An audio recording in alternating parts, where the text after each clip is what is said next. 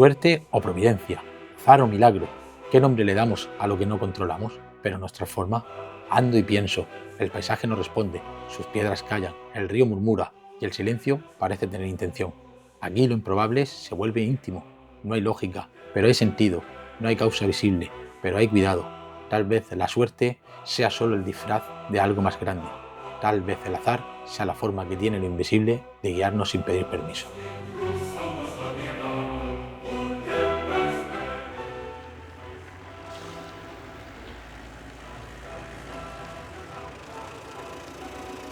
Hombre, Miguel Ángel, Rafael, ¿qué haces por aquí? mira que estoy por aquí haciendo la ruta de la suerte. Pues mira, te acerco al Santuario de la Esperanza, que yo creo que es el lugar más apropiado para continuar la ruta. ¿La Vamos suerte? al Santuario de la Esperanza. Vamos Vamos, hacia vamos juntos.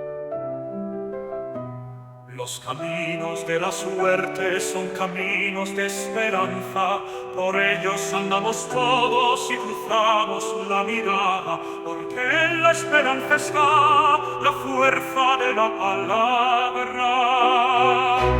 Los caminos de la suerte son caminos de esperanza, por ellos andamos todos y cruzamos la mirada, porque en la esperanza está la fuerza de la palabra.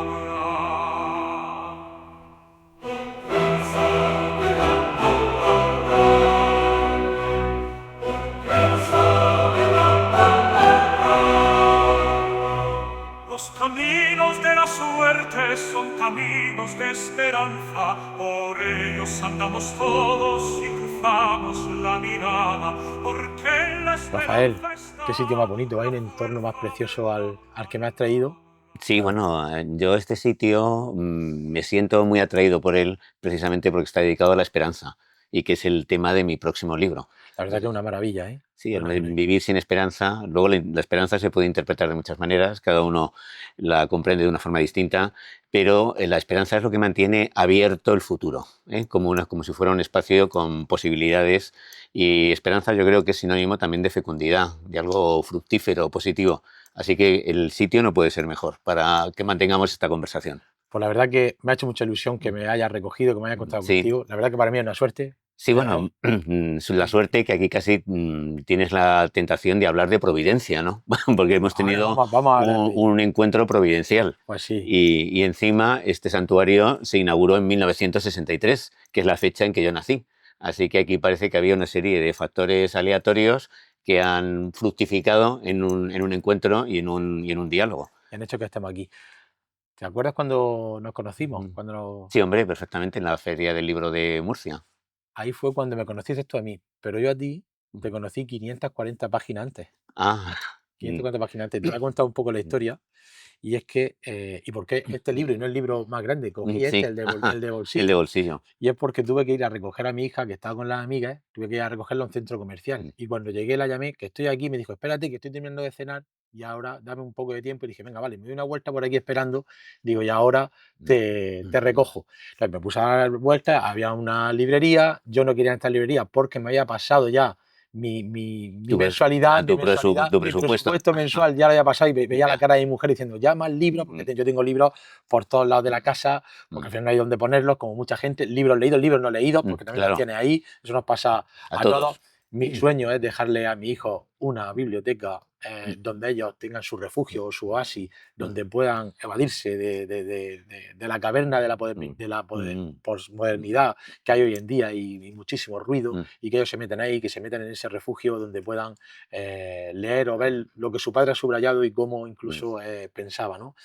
Y eso es uno de mis sueños, tener eso, y por eso compro tantos libros y me gustaría pues, hacer esa biblioteca.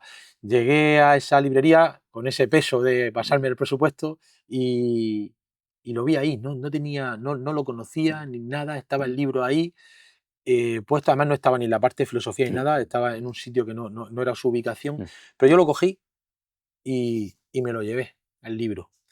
Y la verdad que fue una tremenda suerte. Y cuando llegué a mi casa, empecé a leerlo, pues no llevaba mucho leído, y abrí por aquí la página y leo esto que te voy a leer. Me voy a quitar las gafas porque yo sin las gafas leo mejor. Esa noche, cuando volví a casa y la selva enmarañada del sufrimiento había comenzado a envolverme de nuevo, Mis ojos se pasearon por las estanterías del pasillo, una especie de herradura de 20 metros colonizada por libros. Gracias a mi padre, tenía a mi alcance más de 10.000 títulos y yo siempre los merodeaba, con la impaciencia del que busca un oasis donde refugiarse, huyendo de las inclemencias del desierto. La tristeza es eso, un vacío donde el horizonte solo esconde más vacío, más desolación.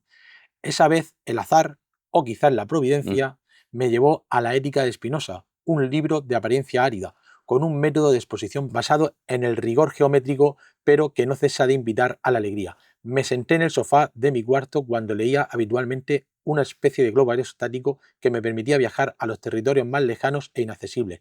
El libro tiene forma de una pequeña caja, pero en realidad se parece más a un bosque, un océano o una montaña. Entre sus páginas viven los paisajes más asombrosos. ¿Por qué sucede esto?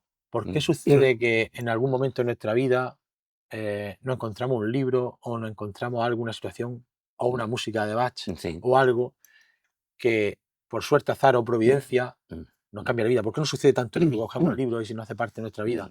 Sí, bueno, ahí la verdad, la vida yo creo que es una constelación de encuentros y esos encuentros se producen de una forma aparentemente aleatoria.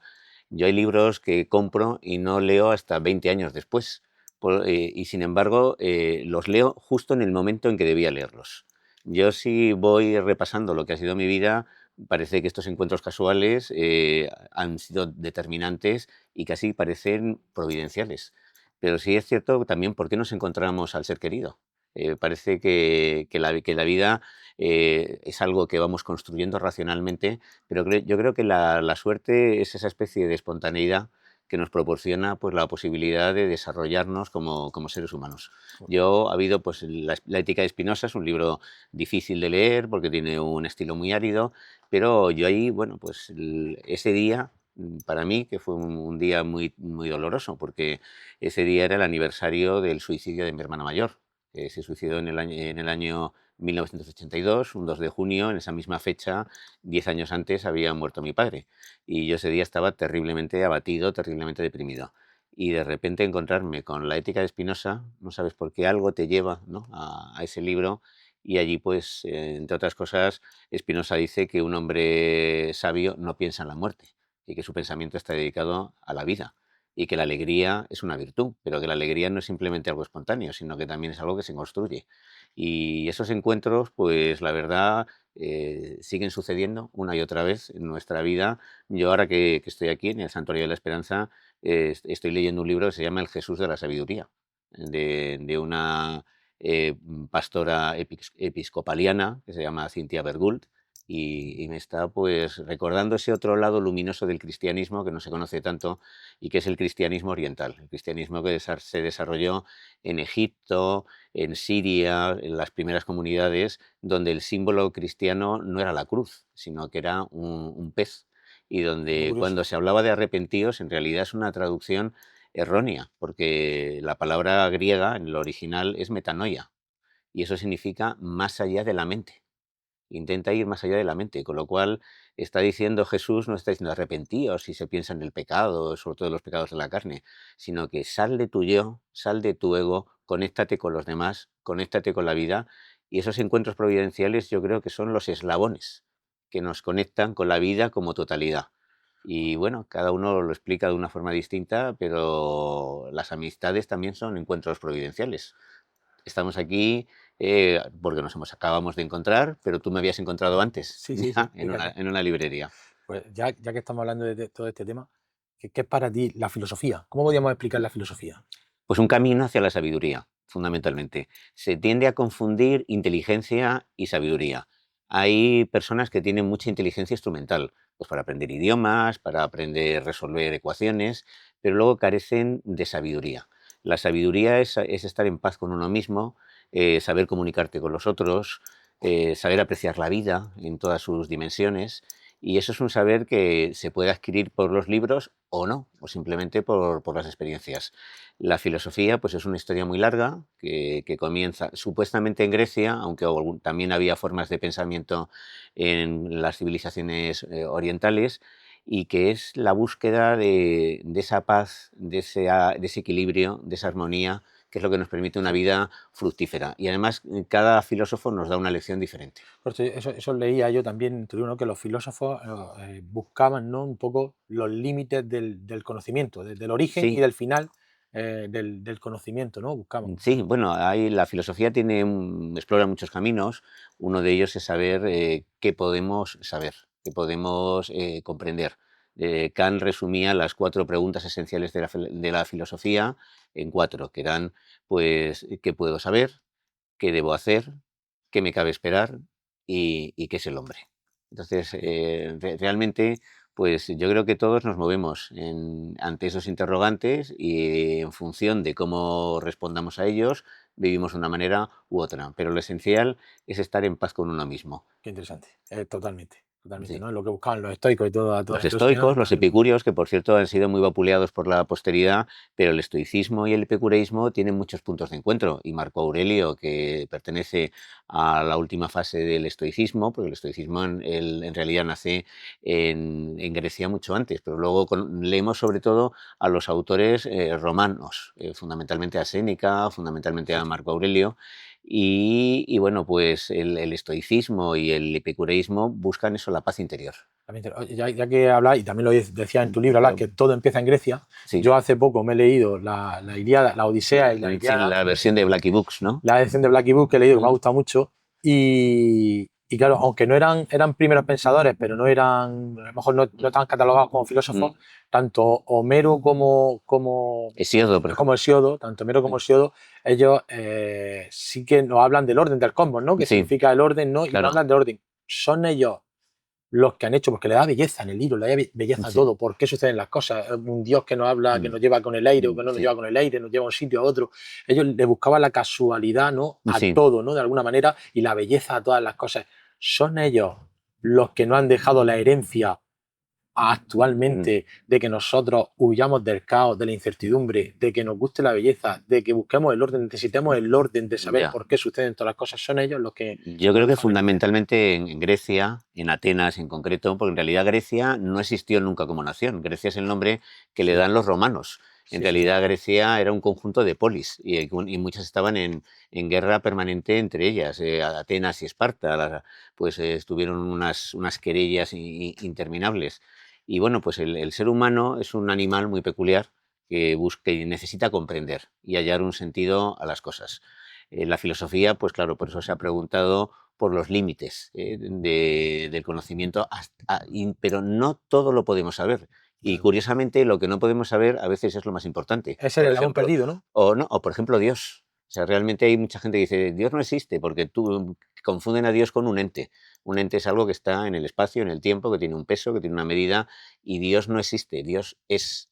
Entonces, pues bueno, podemos intuir que hay un origen al cual probablemente regresamos, pero eso no lo podemos objetivar en hipótesis, verificarlo empíricamente, pero eso no significa que no sea importante. En cualquier caso, cuando el hombre se enfrenta a la naturaleza, la percibe como un caos. Y nadie quiere vivir en el caos. El caos te produce incertidumbre, malestar, inseguridad. Necesitamos ordenar las cosas, pero no hasta el extremo también de cuadricularlo todo y matar la creatividad de la vida. Con lo cual es necesario transformar el caos en un cosmos. Pero al mismo tiempo conviene dejar que la vida conserve su espontaneidad, su creatividad y su cierta dosis de desorden. Nosotros no hemos planificado esto, pero aquí estamos. Mira, fíjate, eso me trae a la actualidad donde hay mucho ruido, mucho caos. Y yo te pregunto, ¿existe en la actualidad ahora mismo una revolución filosófica? ¿Hay gente más leyendo la filosofía? ¿Se acerca un poco más a otro público? Bueno, la filosofía se ha puesto de moda. Y hay mucha gente que considera que es una especie de camino hacia el bienestar y confunde la filosofía con la autoayuda. La autoayuda, depende cómo se interprete, tampoco es mala. O sea, la autoayuda significa buscar el equilibrio y buscar pues la armonía con todo a través de una serie de preguntas. Y la filosofía se ha puesto de moda y han surgido muchos textos de carácter divulgativo, porque la filosofía también se estaba muriendo. La filosofía se había convertido fundamentalmente en estudios académicos, en estudios universitarios, y los filósofos escribían para otros filósofos, para otros profesores. Y ahora yo me alegro de que haya surgido esta tendencia divulgativa, porque el lugar de la filosofía no es la universidad, El lugar de la filosofía es el ágora, la plaza pública. El saber tiene que ser algo vivo y sobre todo el saber es un diálogo.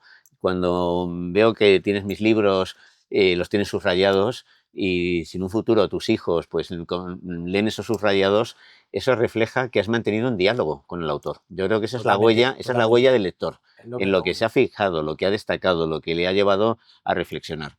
Yo creo que la filosofía todavía tiene muchas cosas que decir. Ahora no hay escuelas predominantes, la última fue la posmodernidad, que prácticamente pues, ha quedado desactivada, pero sí se está volviendo sobre todo a los clásicos.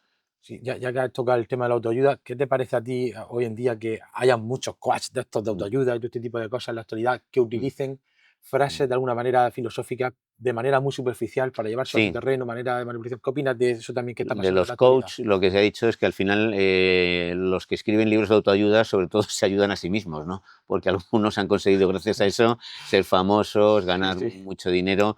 Hombre, yo sí creo en la necesidad de un maestro. Por ejemplo, Sócrates fue el maestro de Platón. Platón estudió también, Aristóteles estudió con Platón. Entonces, los maestros son necesarios. Jesús fue un maestro, por ejemplo, Buda fue un maestro, Lao Tse fue un maestro.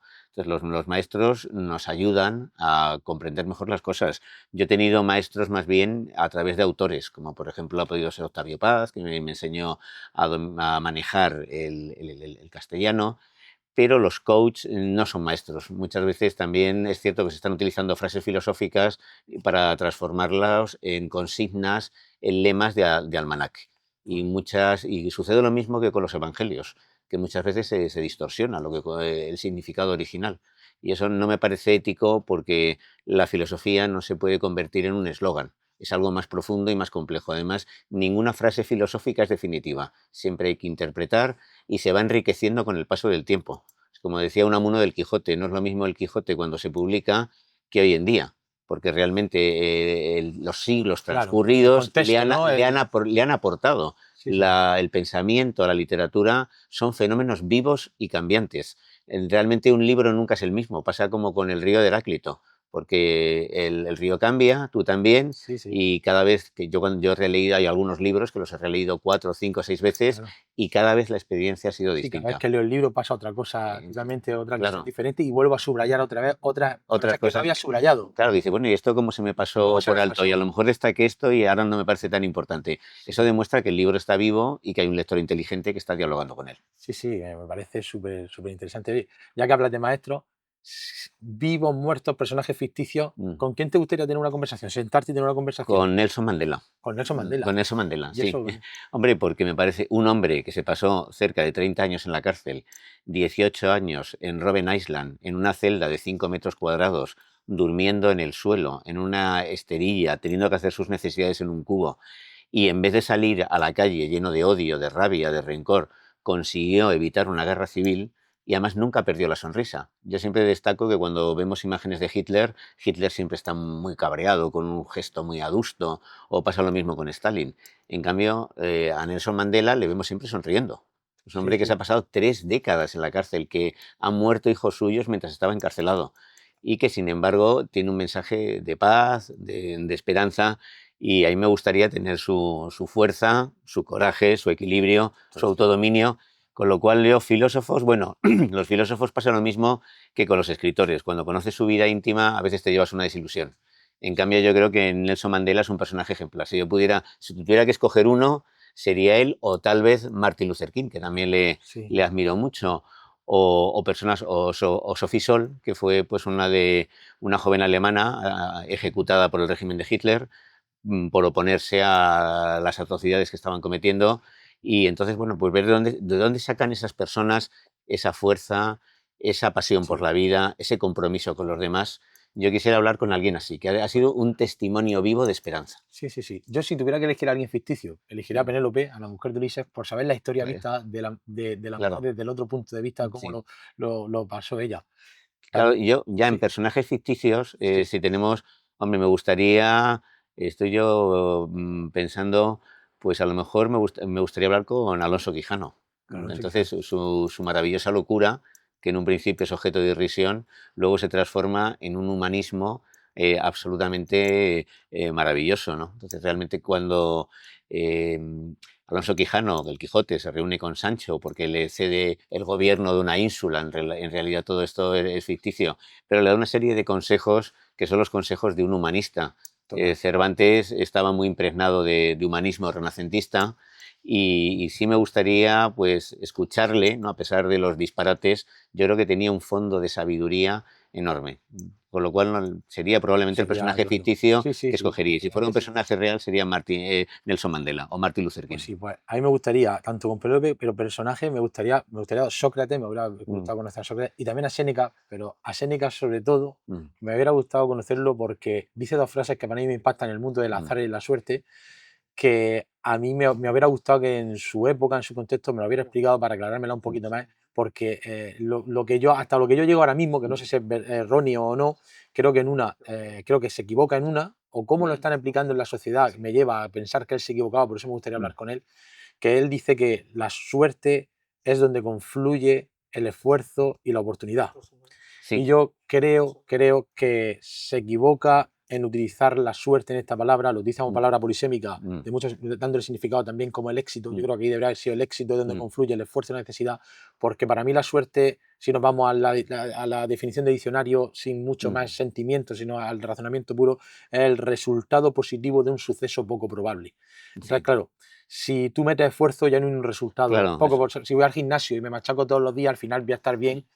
Y entonces un poco la probabilidad de que salga bien aumenta y ya no es el resultado positivo de un suceso poco probable. Entonces, donde hay esfuerzo no hay suerte. Además, él dice una de las frases que para mí creo que es de las más importantes de la filosofía, hasta donde llego por lo de los límites y todo esto que hemos estado hablando, que dice que qué ridículas son las fronteras del hombre, ¿no? Sí. Y Einstein decía también, y ya me meto yo aquí en esta parte porque es lo que a mí me ha llamado mucha atención, decía que la suerte es la incapacidad del ser humano de entender la causa de un suceso. Entonces, claro, eso es muy estoico, por cierto. Claro, entonces, claro, ¿qué pasa? Que aquí creo que quería que me explicara, porque al final él, Séneca, ¿no? Como también escribe aquí en su libro, él se coge y dice, hay que comprender la vida, pero hay que comprender los designios, ¿no? Hay que comprender los designios que nos da la vida. Entonces, claro, creo que ahí, no entiendo qué quería decir con la suerte donde confluye el esfuerzo y la necesidad. No sé si ahí... Yo a Séneca no sé si me hubiera gustado conocerle, porque hay un contraste muy grande entre lo que escribe y su vida privada. De hecho, él habla de la austeridad, del desapego a los bienes materiales, y él era uno de los hombres más ricos de su época. Es una paradoja, ¿no? Sí, hay una incongruencia. Sí. Séneca era estoico y el estoicismo cree que hay un logos que lo regula todo. Y en realidad el estoicismo no cree en el azar. Piensa que todo pasa por alguna causa y por una causa necesaria. Y que incluso si perdemos a un ser querido no tenemos que protestar porque forma parte de la economía del cosmos. Y lo que caracteriza al sabio es aceptar la fatalidad con entereza y comprendiendo que esa fatalidad no es un capricho, sino algo imprescindible para el funcionamiento del cosmos. Con lo cual es un poco el estoicismo. Aquí Séneca, como era un ensayista, intenta explicar pues, qué es la suerte, pero él no creía en ella, en realidad. No creía en estos sucesos improbables. Todo lo que pasa obedece a una causa. Que no conozcamos esa causa no significa que eso no haya sucedido por algún motivo necesario. Claro, sí, sí es cierto que el esfuerzo implica pues, una planificación y no tiene ese carácter de maravilla, ¿no? De algo inesperado que de repente produce algo fecundo. Sí es cierto que cuando sucede algo improbable hay que saber aprovecharlo. Por ejemplo, en el tema de la lotería, si te toca mucho dinero, puedes actuar como un imbécil y gastártelo en coches de lujo, en relojes de lujo, cosas que al final son cachivaches inservibles. Pero en cambio, si ese dinero tú lo utilizas en cosas positivas, en proyectos, pues el que te haya tocado la lotería ha repercutido en beneficio de todos. Pues ahí depende de la inteligencia, de la sabiduría, ¿no? De la sabiduría. Y en cuanto a las fronteras, realmente sí que son ridículas. El Papa Francisco decía que las fronteras matan, y es cierto, ¿no? Y el hecho de que una persona nazca a un lado o a otro de una línea no significa nada esencial. No hay razas humanas, solo hay una, que es la humanidad. Entonces, pues bueno, la frase de Séneca me parece ingeniosa, o sea, me parece un intento de explicar algo, pero sí implica una cierta contradicción con su propia filosofía. Sí. Lo maravilloso, lo excepcional, pues hombre, yo creo que continuamente nos pasan cosas maravillosas. Simplemente cuando yo estaba recorriendo el santuario, tenía la impresión de estar asistiendo a un milagro. Es un milagro, es un Es milagro. un milagro ver aquí la piedra esculpida, rodeados de árboles, la imagen de la Virgen. Esas cosas que nos parecen improbables acontecen a diario. Lo que pasa es que a veces no sabemos mirar, no tenemos los ojos suficientemente abiertos para captar todas las maravillas que surgen a nuestro paso. ¿Hablar de amor es revolucionario? Yo Hoy en creo que día, hoy en día sí. Yo he sacado, después de Maestros de la Felicidad, publiqué Elogio del Amor, lo tengo aquí y también. Elogio del Amor está funcionando un poquito peor. Yo creo que si hubiera sacado un libro que fuera el final del amor, el amor es una mentira, ahora mismo el 60 y tantos % de las parejas que se casan se separan en 5 años. Hay una idea, además, de ver al otro muchas veces como un objeto que se consume y se tira. Por ejemplo, cuando se habla del poliamor. Yo no creo que en el poliamor haya amor, sino que es transformar al otro en un objeto de consumo, y que lo que sí que es revolucionario es amar desinteresadamente a otra persona, y además durante toda la vida. Porque tú estás anticipando el bienestar del otro, la felicidad del otro, a tu propia felicidad. Y eso sí que es sumamente revolucionario, y más en este tiempo que lo que buscamos es el placer, son las gratificaciones inmediatas, el bienestar material. Yo creo que el amor es el sentimiento más anticapitalista que existe, porque tú, en vez de buscar tu beneficio, buscas el beneficio del otro. Así que el amor, yo creo que es la fuerza más poderosa del cosmos, ¿Qué es lo que te y iba a preguntar ahora? al mismo tiempo la fuerza más revolucionaria, porque el amor tiene un potencial transformador y además nos hace mejores. Cuando amamos, sacamos lo mejor de nosotros mismos, y cuando odiamos, sacamos lo peor. Con lo cual, hay que amar más y hay que erradicar el odio. Pues esa era la siguiente pregunta, ¿qué era el amor? ¿No? Al final. El amor, yo creo que hay muchas formas de amar. Cuando se habla del amor se piensa de inmediato en las relaciones de pareja, pero Sí. también se ama a los amigos, también se ama a los hijos, también se ama a los animales, también se ama a la naturaleza. Yo creo que el amor es crear un vínculo que aspira a la permanencia, y si me apuras, casi a la eternidad. Yo cito varias veces aquí a Saint-Exupéry y al Principito. Cuando el zorro se encuentra con el Principito, le dice: te voy a facilitar, te voy a dar mi secreto. Mi secreto es: crea vínculos. Al crear vínculos nos vinculamos a la vida y conocemos la felicidad. Hay una frase de otro filósofo que decía que todas las personas vivas o muertas son pura coincidencia. Y esto me lo he llevado un poco al amor, porque al final el amor es eso, ¿no? Yo creo que no hay línea de tiempo. Yo creo que nos quedamos con muchas cosas de los seres queridos, de las personas queridas, ¿no? Yo me acuerdo mucho de mi madre, ¿no? Y me acuerdo en ese aspecto, ¿no? Porque ya falleció muy joven, y tengo situaciones en la vida a diario donde me vienen cosas que mi madre me diría cómo comportarte, ¿no? Me vienen imágenes. Claro. Y lo que me viene cuando pienso en ella, me vienen cosas muy buenas, cosas de amor. Claro. Esas cosas de amor hacen que ella viva todavía Efectivamente. en mí, en ese presente, y está conmigo muy presente justo a esas acciones que tenemos en el día a día, que mi memoria ha hecho que esas acciones de amor, Claro. que son las que se han quedado, no otras, son las acciones de amor las que han hecho que sea la eternidad siga con nosotros. Sí, bueno, de hecho, San Agustín en sus Confesiones relata que pierde a su amigo más íntimo, a su amigo más querido, y la experiencia le produce tanto sufrimiento que se plantea incluso la posibilidad de suicidarse.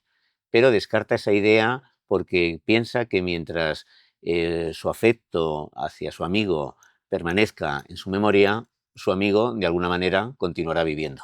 Entonces, el amor mantiene con vida a los seres queridos que se separaron de nuestro lado.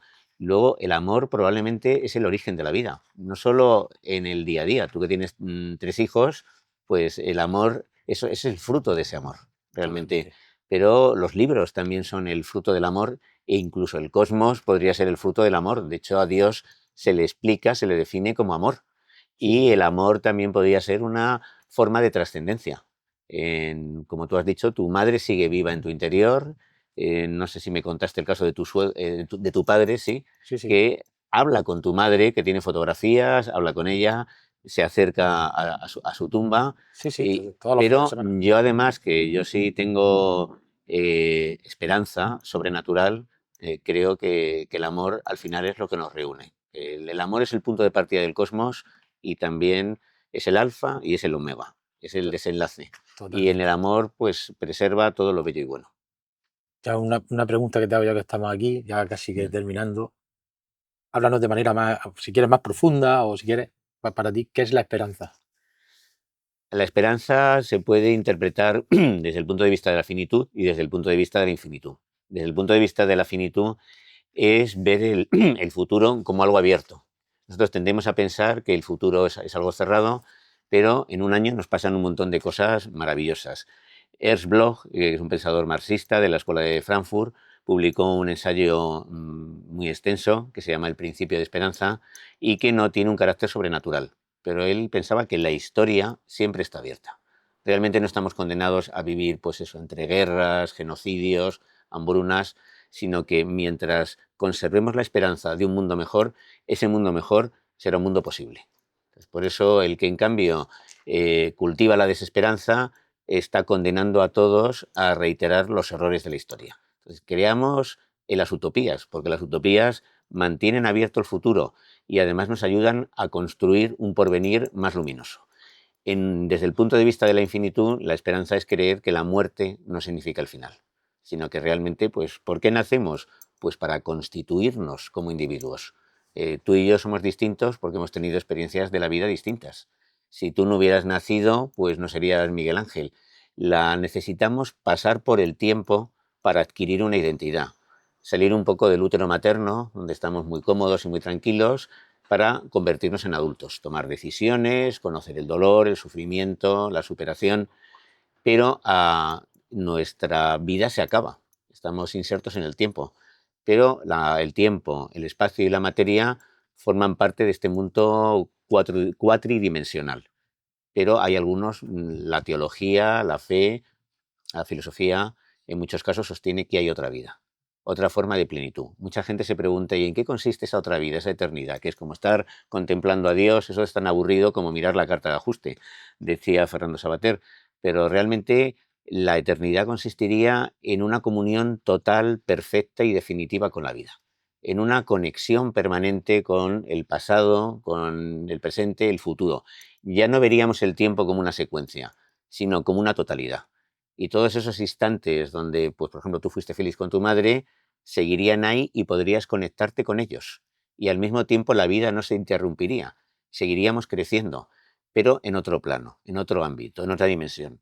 Yo creo firmemente en eso, aunque también tengo mis dudas, pero creo que vivir sin esperanza y creer que no somos más que otra especie y que el cosmos está abocado a la muerte térmica y que todo va a desaparecer, los agujeros negros se van a evaporar. Esto tendría que estar aquí tu hijo, que sabe tanto de Víctor, tanto de astrofísica. Pues si nos quedamos con la perspectiva de la física, vamos hacia un universo con la máxima entropía, donde hasta los átomos se desintegran. Porque al desaparecer las cuatro fuerzas del universo, los protones y los neutrones se separan y no quedará nada. Pues esa es la perspectiva puramente materialista, pero yo creo que somos algo más que materia. La materia es lo que está sujeto a las cuatro fuerzas del universo, el electromagnetismo, la gravedad, la fuerza nuclear débil y la fuerza nuclear fuerte. Pero esas cuatro fuerzas no explican el amor. El amor es algo que revela que somos algo más que materia. Y en ese sentido, pues yo creo que el amor está asociado a la trascendencia, a la permanencia. Tu madre permanece viva en tu memoria, pero estoy seguro que de alguna manera volverás a conectar con ella y a no tener esa visión trágica, ¿no?, del tiempo como una sucesión, sino como una totalidad palpitante y fructífera. Pues la verdad que estoy encantado de estar aquí contigo, yo, de escucharte, deseando leer el tercer libro, ¿no?, que viene, que sí, cierra esta trilogía, ¿no?, digamos. El libro de la esperanza, los caminos de la espiritualidad en el siglo XX. Lo esperamos todavía, vamos a decir a la gente que todavía nos queda. Sí, este libro no aparecerá hasta el otoño de 2027. Y además los libros también eso son fruto de esos encuentros maravillosos. Yo este libro casi lo estoy terminando, pero ahora que nos hemos encontrado he considerado que no estaría de más meter algo de este encuentro.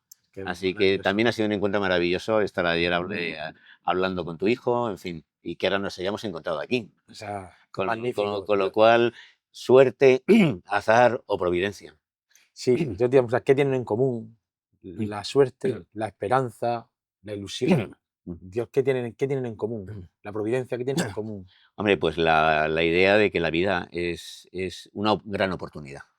Podemos pensar, hay algunos que consideran que la vida es una maldición, como es el caso de Calderón de la Barca, ¿no? Que hay un momento, el mayor delito del hombre es haber nacido, o incluso Shakespeare en Macbeth dice, todo ruido, furia, la vida es un cuento narrado por un idiota, carente de significado. Estaba equivocado. Pues estaba frente a equivocado. esas visiones tan trágicas y tan pesimistas, pues si tú tienes esperanza, crees que la suerte, más que una carambola, es como algo fructífero, que brota, que parece que es improbable, pero que sin embargo acontece. Un milagro que pasa ante nuestros ojos.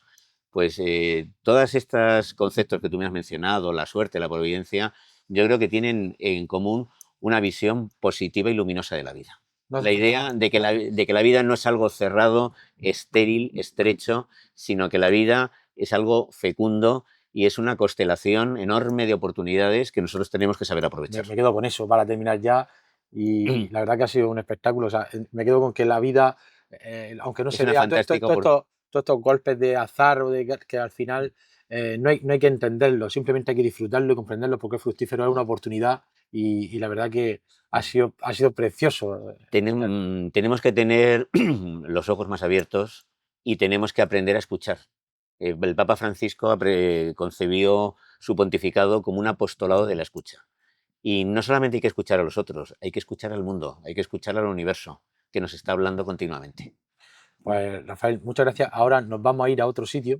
Yo Mm. tengo una sorpresilla ahí para ti y Pues, vamos a ver si ponemos una placa y vamos a seguir andando y nos vamos a ir hacia pues muchísimas gracias y bueno, me ha encantado esta charla, que se me ha la pasado verdad que volando. nos ha pasado volando. Sí. A mí me gustaría que no se acabara nunca, Ya, pero al final, bueno, pues pero todo por lo nuestra bueno, cuenta podemos seguir hablando. seguiremos En muchísimo, fin. seguiremos haciendo muchas cosas ¿Y qué es lo que te permite la amistad? ¿qué es lo que La permite la amistad es un amistad? diálogo interminable. Fran, yo ya te digo, es un libro que me gusta leer mucho, tanto los dos. Creo que Elogio del Amor es un libro que se lo digo muchas veces cuando hablamos, ya yéndonos al mundo de la empresa, vamos a terminar, pero es que podríamos no Sí, terminar. sí, Pero ¿verdad? me gustaría decir lo que se quede. Cuando hablamos de empresa y queremos crear, muchas veces queremos crear una marca en una empresa, que estamos siempre intentando crear marcas, porque creemos que la única ventaja competitiva que existe en una empresa o en una marca donde hay tanta competición también y tanto ruido es la marca. Y creo que la marca se consigue con el amor, que la hace eterna. Sí. La diferencia de que una empresa de media dure 7 o 10 años es que tú hagas las cosas con amor y le des amor a todo tu entorno, a todo lo que Claro. tenga en el 360, porque creo que es la diferencia, ¿no? Como decías también en el libro, ¿no? Que se lo digan a Shakespeare, ¿no? A Romeo y Julieta, que va a estar toda la vida, que hay un día exacto, incluso que todos los años se conmemora ese día y va a estar eternamente. Entonces Sí. el amor es eterno. El amor es eterno y me gusta mucho que menciones lo de las empresas, porque hay algunas empresas donde todavía se respira un ambiente tóxico. Yo que he pasado por distintos institutos como profesor y he estado también en la radio, el liderazgo positivo es muy necesario. Un líder, un verdadero líder, saca lo mejor de las personas Totalmente. y sabe impregnar su trabajo de amor, de compasión, de cercanía. Y en cambio, yo creo que estos líderes tóxicos que crean mal ambiente acaban condenando a la empresa al fracaso. Entonces también una empresa es un proyecto y un proyecto es un acto de amor. Es un acto de amor totalmente. Así que nada, vámonos al otro sitio. Venga, muy bien, Miguel Ángel. Los caminos de la suerte son caminos de esperanza, por ellos andamos todos y cruzamos. Buenos días, bienvenidos, ¿qué tal? ¿Qué tal? Hola. Bueno, Fulgen, cuéntanos algo del santuario. Tú que eres la presidenta de la fundación, ¿qué nos puedes decir? Bueno, pues estáis en el sitio más emblemático de Calasparra, porque aquí se guarda la Virgen de la Esperanza, que además tiene una característica muy peculiar, es que bajo la misma vocación veneramos a dos imágenes distintas. La imagen pequeña que está a los pies, que se encontró ahí dentro, veréis que hay una pequeña linterna y ese parece ser que fue el sitio. Y luego una segunda imagen de vestir que fue fruto de una donación. De la imagen pequeña no hay muchos datos, pero sí que lo hay de la donación de la imagen grande, porque la donó una señora de Calasparra en el año 1617. Conmemoramos el 400 aniversario hace 9 años, en 2017. Bueno, pues nada, volveremos. Volveremos, Fulgen. Cuando Muchas gracias por queráis, todo. nos Seguimos. despedimos de vuestra casa. Venga, hasta luego. Vamos por ahí. Bueno, pues una maravilla, ¿no? Sí, esto es una maravilla. Una Una gana de quedarse aquí a vivir, vamos.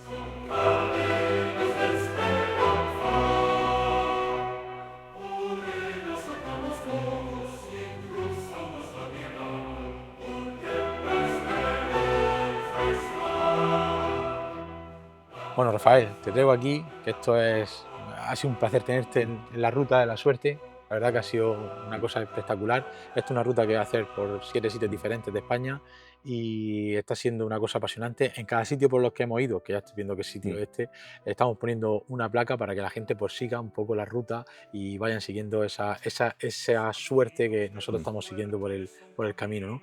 Y tenemos esta placa que la vamos a descubrir y vamos si quieres, tiramos de aquí. Ajá. Y ahí tienes la suerte con una placa puesta que si quieres la puedes leer un poco. ¿Qué suerte tienes tú, Roberto, que puedes caminar por los demás? Arturo Nogueira, que es uno de los 16 supervivientes del accidente de los Andes. La verdad que me gusta. Y es una mucho. frase muy bonita porque además pone de manifiesto que en situaciones de crisis el ser humano suele ser generoso.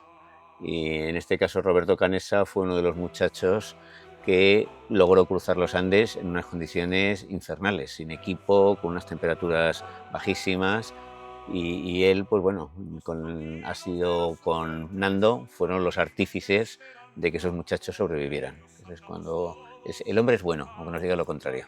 Lo que pasa es que a veces crea entornos que son tóxicos, pero nuestros impulsos naturales son hacia la bondad, hacia la generosidad, hacia el encuentro, la solidaridad, y esto lo demuestra. Y me gustó muchísimo esta frase. Creo Sí, que es preciosa. define muchísimo Es preciosa. que la vida es maravillosa. Pues muchas gracias, es un honor estar aquí en el Santuario de la Esperanza y ya formar parte de su historia. Y nos liga para siempre a nosotros. Dame un abrazo. Un abrazo.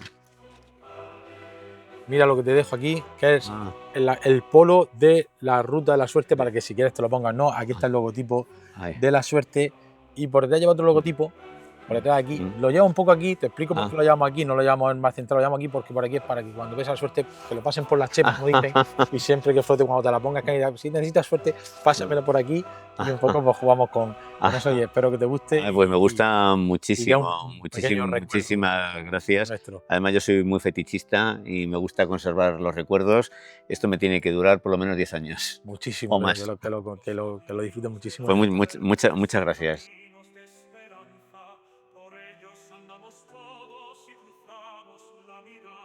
Pues sigo mi ruta, sigo la ruta, que la verdad que esto ha sido una maravilla, ha sido un encuentro espectacular, ha sido un sitio de esperanza, de paz, de tranquilidad y me quedo entusiasmado, ¿no? Y nada, seguir la ruta, voy camino a Albacete, no sé dónde voy a parar, no sé dónde no te parará la suerte de estar parado, por algún sitio de Albacete.